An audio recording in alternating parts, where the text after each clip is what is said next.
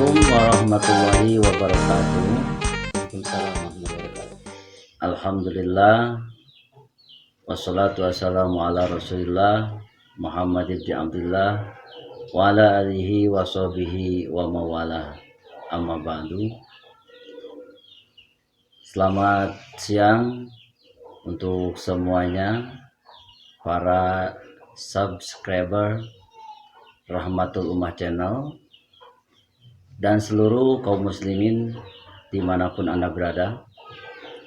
Alhamdulillah, pada kesempatan ini kita bisa bertemu kembali dalam session tanya jawab bersama narasumber kami, Bapak Kiai Hasanuddin, yang mana pada kesempatan kali ini kita akan mencoba mengulas ataupun menggali materi berkaitan dengan masalah ilmu fikih. Dalam hal ini akan membahas masalah bab munakahat, diantaranya yaitu masalah talak dan masalah-masalah yang lainnya. Namun sebelumnya kita sapa dulu Pak Kiai kita. Assalamualaikum Pak Kiai. Waalaikumsalam warahmatullahi wabarakatuh. Gimana kabarnya? Alhamdulillah sehat alhamdulillah. Dalam kondisi sekarang berkaitan dengan merebaknya wabah COVID-19, bagaimana aktivitas Pak Kiai? Alhamdulillah saya tidak kena dampak sedikit pun. Alhamdulillah ya. Semoga selamanya saya tidak kena dampak. Amin amin amin. Amin ya Allah ya alamin. Iya. Para pemirsa sekalian, kita buka saja langsung session kali ini, di mana kita akan mempertanyakan ya beberapa pertanyaan-pertanyaan yang berkaitan dengan pernikahan. Di sini sudah kami tampung ada beberapa pertanyaan, namun tentunya apabila dari beberapa pertanyaan ini ada yang tidak bisa dijawab di session ini, mungkin kita alihkan ataupun kita lanjutkan di session-session berikutnya. Pak Ustadz, ini ada pertanyaan dari para sahabat kita yang sudah saya tampung berkaitan dengan bab pernikahan. Ya, boleh.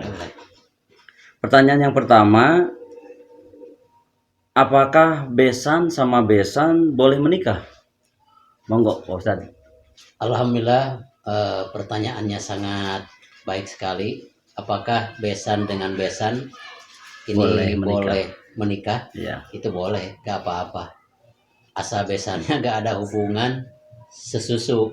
Iya. Diperbolehkan, itu seperti dalam kitab I'anatul Thalibin, dalam kitab Kifayatul Akhyar, bahwa cuma ada 14 orang yang gak boleh dinikahi, muharramat namanya, mahram. Iya. Kalau besan dengan besan, berarti itu gak apa-apa, gak masalah pernikahan, kecuali kalau ada hubungan sesusu.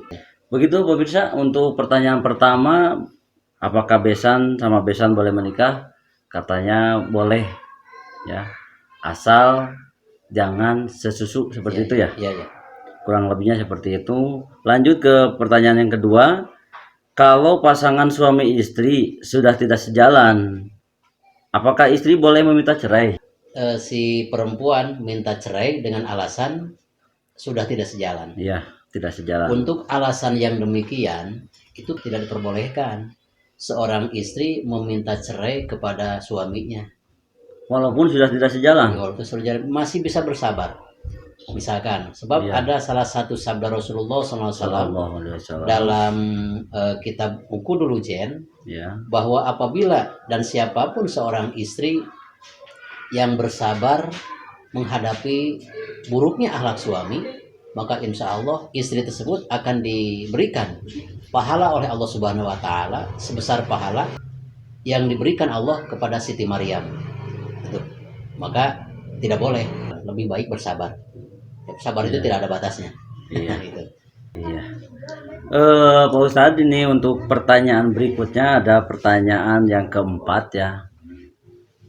Masih berkaitan dengan masalah pernikahan.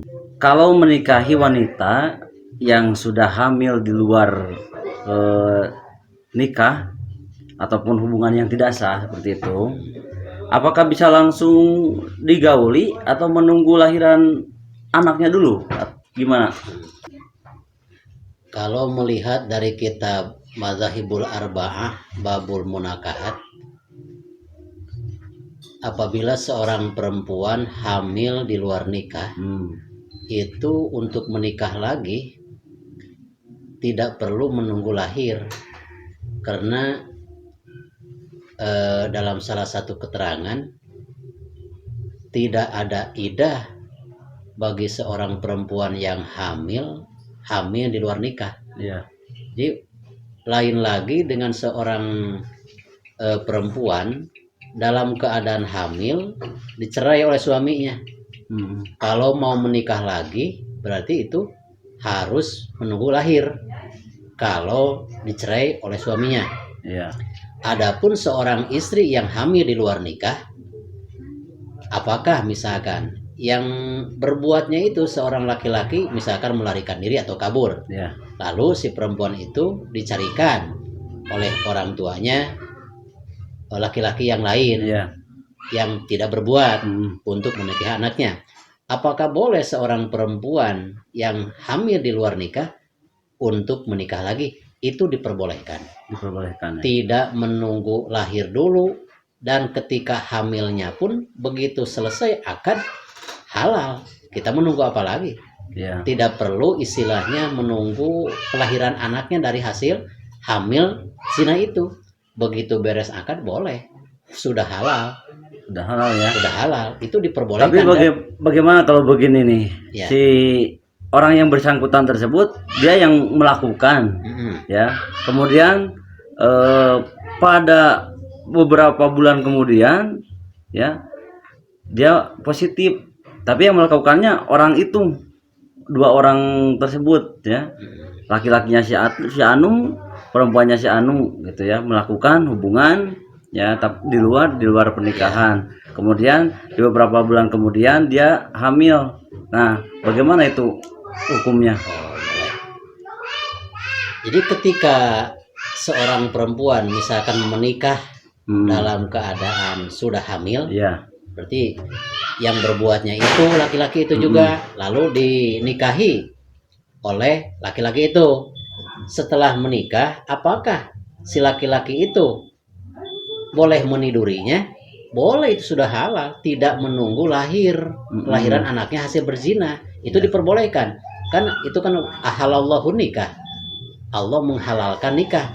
Taruhlah yang pertama itu adalah berzinahan, tapi kalau sudah akad berarti itu tidak ada hukum zina lagi. Berarti hukumnya boleh ditiduri, boleh bersetubuh, boleh tidur bersama dan yang lain-lain, karena itu udah ada ikatan akad nikah. Nah, itu. Nah, begitu Mirsa, ya, untuk jawaban pertanyaan dari sahabat kami yang menanyakan kalau menikahi wanita yang sudah hamil dari hubungan yang tidak sah, apakah bisa langsung digauli atau menunggu kelahiran? Katanya sih bisa langsung digauli, seperti itu ya. Dengan bebas tanpa syarat, seperti itu ya.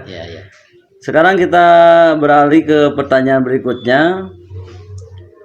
Di sini ada pertanyaan, apabila istri yang sengaja membuat surat talak terus meminta suami menandatangani surat talak tersebut, apakah hal itu sah talaknya atau tidak? Si istri minta cerai kepada suaminya, mungkin suaminya ini menahan, tidak mau bercerai. Dengan terpaksa si istrinya itu membuat pernyataan cerai untuk ditujukan kepada suaminya. Nah, ini bisa jatuh tolak kalau yang pertama dibaca oleh suaminya. Nah, ada niat untuk menceraikan dari suami. Kalau misalkan cuma baca doang, tidak ada misalkan untuk menceraikan, kan tolak kinayah itu namanya. Jadi tolak yang ditulis itu adalah tolak kinayah yang membutuhkan niat. Lain lagi dengan tolak sore. Kalau tolak sore berarti saya cerai kamu, udah, walaupun tidak ada niat jadi itu. Tapi kalau semacam tolak yang ditulis oleh seorang perempuan, ini mungkin si laki-laki menandatanganinya nanti ada alasan. Saya menandatangani karena keterpaksaan. Karena la yasihut tolak bil ikrah. Tidak sah seorang suami menjatuhkan talak kepada istrinya dengan keadaan dipaksa. Nah, itu tidak sah. Juga si suami ketika dipaksa menjatuhkan tolak tidak mampu berlari, tidak mampu melawan. Bagaimana misalkan yang memaksanya menjatuhkan talak itu seolah-olah orang yang lemah. Lalu kita menjatuh, itu jatuh. Bisa jatuh karena apa? Yang memaksanya lemah. Orang yang dipaksanya juga mampu menghindar, mampu melawan misalkan itu. Jadi tidak seorang istri menulis tolak untuk suaminya, misalkan untuk dibacakan oleh suaminya, bisa jadi sah apabila oleh suaminya dibaca pernyataan tolak tersebut. Yang kedua, ada niat dari suami untuk menjatuhkan tolak kepada istrinya. Kalau tidak ada dua syarat tersebut, berarti itu tidak sah. Itu tidak sah. Bagaimana nih Pak Ustadz kalau kasusnya seperti ini? Si istri meminta bantuan kepada orang pintar, istilahnya gitu ya, untuk membuatkan syariat ya ataupun obat agar si suaminya ini mau menjatuhkan talak kepadanya, kepada si istri tersebut. Nah, bagaimana nih hukumnya? Oh, itu berarti ini berhubungan dengan mistis juga nih. Dengan mistis. Jadi tergantung kesadaran. Apakah si pria tersebut menjatuhkan talak kepada istrinya kena guna-guna dengan keadaan tidak ingat? Di luar kesadaran itu tidak sah. Tidak sah. Lain lagi kita misalkan menjatuhkan tolak kepada istri walaupun hilang kesadaran dalam keadaan marah, itu sah. Jadi ada dalam kitab Fathul Mu'in, sah bagi seorang suami menjatuhkan talak kepada istrinya walaupun dengan keadaan marah besar. Karena misalkan berantem, nggak apa-apa. Ya udah, aku talak kamu. Jadi itu. Lain lagi misalkan, ini berarti ini hubungannya dengan dunia gaib juga ini. Harus kepada orang pintar lagi. Apakah orang ini ketika menjatuhkan talak dalam keadaan sadar, kena guna-guna atau enggak? Kalau misalkan suami tersebut setelah dikerjain misalkan oleh istrinya agar suaminya menjatuhkan talak kepada istri tersebut, maka setelah diguna-guna misalkan dengan hebatnya ilmu yang sekarang, misalkan ilmu hipnotis, sehingga menjatuhkanlah talak dengan keadaan tidak sadar, itu tidak sah. Tidak sah di luar kesadaran. Lain lagi di luar kesadaran dengan keadaan mabuk. Kalau orang mabuk minuman keras menjatuhkan talak walaupun di luar kesadaran, jadi. Seperti itu ya. Jadi itu. Ada lagi misalkan seseorang menjatuhkan talak kepada istrinya, nah, dalam keadaan mabuk. Ada juga walaupun dalam keadaan mabuk tidak sah. Bagaimana? Misalkan seseorang itu makan misalkan tape. Kan tape itu halal. Misalkan ada lagi seseorang itu makan daun singkong. Kebetulan mengandung racun dan kondisi badannya kurang fit. Sehingga di luar kesadaran akibat memakan tape dan memakan daun singkong, tidak sadar aja. Sehingga menjatuhkan talak kepada istrinya. Saya talak kamu, itu tidak sah. Karena apa? Di luar kesadarannya pun itu memakan sesuatu yang biasa tidak memabukkan. Lain lagi dengan mengkonsumsi minuman keras yang biasa memabukkan. Itu sah hukumnya. Jadi kalau dunia gaib itu tergantung, harus ada penelitian lebih lanjut kepada ahlinya. Nah itu. Tapi yang jelas kalau akibat tipu daya ataupun akibat adanya hipnotis itu tidak sah. Iya tidak sah karena di luar kesadaran walaupun menjatuhkan talak. Nah begitu tidak sah. Pemirsa ya, kalau misalkan Anda nekat ya minta guna-guna, percuma ya, talaknya tidak sah. Mendingan sabar, jalani dulu ya, karena tidak mungkin tidak ada jalan keluar. Pasti semuanya ada jalan keluar dengan cara bermusyawarah. Ya, betul sekali, betul. Kita lanjut pada pertanyaan berikutnya. Jika suami menandatangani surat talak dengan merasa terpaksa ataupun dipaksa, apakah itu sah? Itu tidak sah. Tidak seperti sah. Jawaban tadi, udah sebetulnya itu apabila suami menandatangani surat talak yang dibikin oleh istrinya dengan keadaan terpaksa ataupun dipaksa, itu tidak sah. La yasihu tolak bil ikro. Harus ada saksi.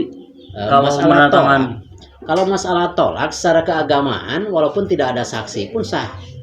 Lain lagi dengan akte perceraian, hukum negara itu harus ada saksi. Kalau secara agama berdua saja, tidak ada saksi di tempat tidur, saya cerai kamu, jadi itu secara agama. Jadi walaupun bercanda, iya, maka ada suatu pernyataan misalkan bercanda, sambil ketawa suami itu, ayo kamu cerai sekarang juga, sambil tertawa, itu jadi. Walaupun si istrinya, walaupun nggak mau, tetap aja jadi. Kalau sudah diucapkan jadi. Ya. Jadi istilahnya ada sesuatu yang main-main tapi dianggap serius. Salah satunya menjatuhkan tolak. Jadi seperti itu. Jadi jangan main-main sama talak ini, janganlah main-main gitu. Main-mainnya pun jadi serius. Jadi akibatnya fatal buat hubungan kita, ya. Jadi jangan main-main dengan talak. Janganlah kita sekali-kali mempermainkan talak tersebut, ya. Kita lanjut ke pertanyaan, apakah ada perhitungan di hari akhir nanti bagi suami yang semasa hidupnya kurang ataupun tidak bertanggung jawab pada keluarganya? Ini adalah salah satu sabda Rasulullah SAW. Kafa bil mar'i isman ayyudoya'ah lahu. Cukup bagi seorang suami, alangkah besar siksanya, tidak perlu berbuat dosa lain.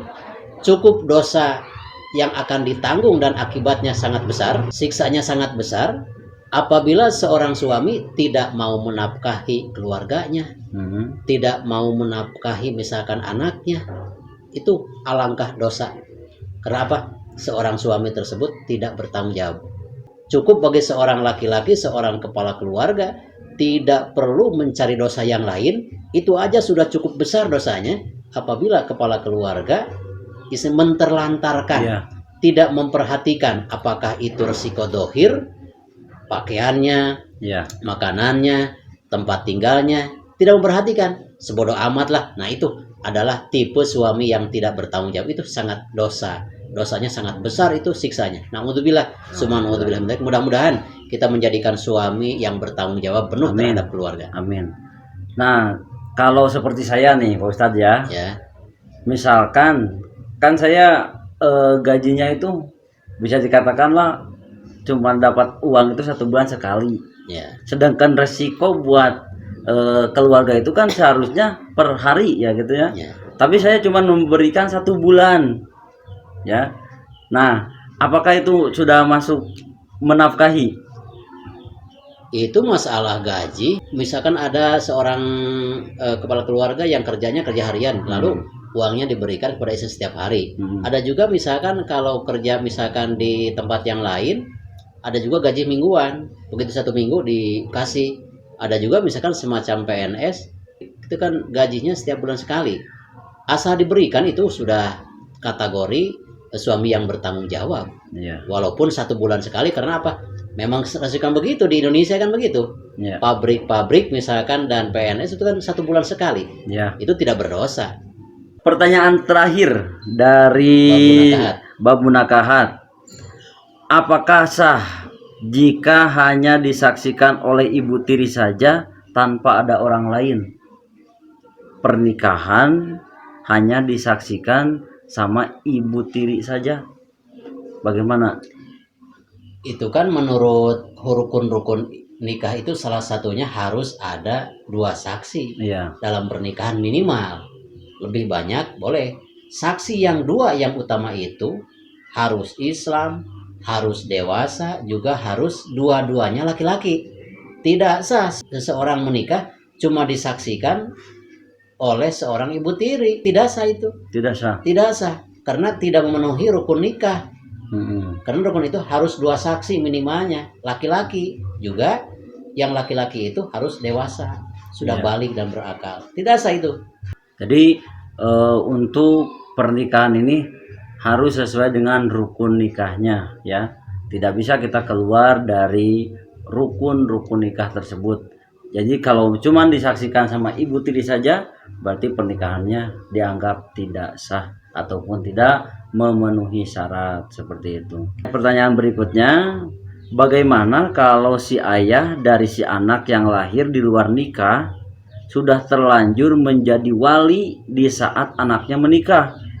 Apakah ada resiko di kemudian hari bagi si ayah ataupun si anak?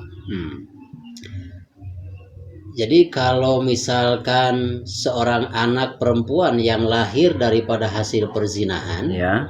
jadi yang berhak menjadi wali adalah sultan alias hakim. Jadi as-sultan waliyun liman la waliyalahu. Pemerintah adalah menjadi hakim untuk menikahkan seorang perempuan yang tidak ada walinya.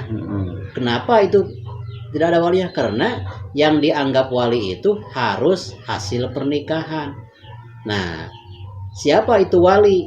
Pemerintah yang menunjuk Kementerian Agama. Lalu di sini ada misalkan kantor urusan agama, kepala KUA, misalkan penghulu dan naibnya. Itu adalah yang ditunjuk oleh pemerintah untuk menikahkan seorang perempuan yang tidak punya wali. Jangan sampai misalkan karena kebodohan kita, lalu kita menikahkan perempuan, anak perempuan di luar pernikahan, yang menjadi hakim itu para ustadz yang di kampung yang statusnya tidak ditunjuk oleh pemerintah. Jangan, itu khusus. Namanya juga waliun liman la waliyalahu. Nah, untuk pemerintah berarti sudah menunjuk kantor urusan agama. Nah, apabila misalkan sudah terlanjur menjadi suami istri, dinikahkan walaupun dengan ayahnya, tapi ayah di luar nikah. Sudah terlanjur, bagaimana? Yang berdosa itu adalah ayahnya sendiri, bukan anaknya. Kalau anaknya tidak tahu. Makanya subscriber Rahmatul Ummah, apabila misalkan ada teman kita, tetangga kita kebetulan mau menikahkan anak-anaknya, anak gadisnya, kebetulan kita juga dalam hati mengakui bahwa itu adalah hasil di luar nikah. Jangan malu-malu lalu datang kita ke kantor urusan agama. Kantor urusan agama sudah biasa menangani semacam itu. Jangan sungkan-sungkan. Daripada Anda menjadi bukan tidak hak menjadi wali, tapi menjadi wali, itu harus diulangi pernikahannya. Karena apa? Itu kategorinya bukan menikahkan. Karena rasa malu tersebut.